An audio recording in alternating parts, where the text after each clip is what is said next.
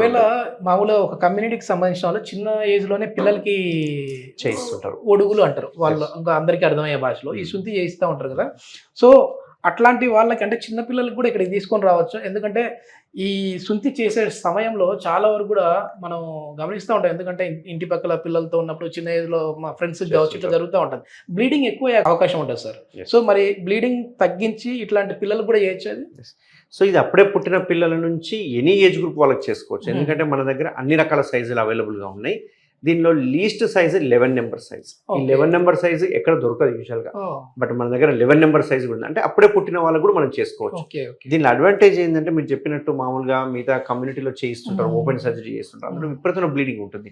But ఇందులో zero bleed, అసలు bleeding ఒక చుక్క బ్లీడ్ కూడా రాదు. వాళ్ళు అట్లా చేసినప్పుడు ఆ నడిచే విధానంలో కూడా చాలా ఇబ్బంది పడతా ఉన్నట్టుగా ఉంటుంది కదా. సో మరి దీంట్లో కూడా అదే విధంగా ఇబ్బంది పడే విధంగా ఉంటుందా సార్? అది సెన్సిటివిటీ వల్ల వస్తుంది, పెయిన్ వల్ల కాదు.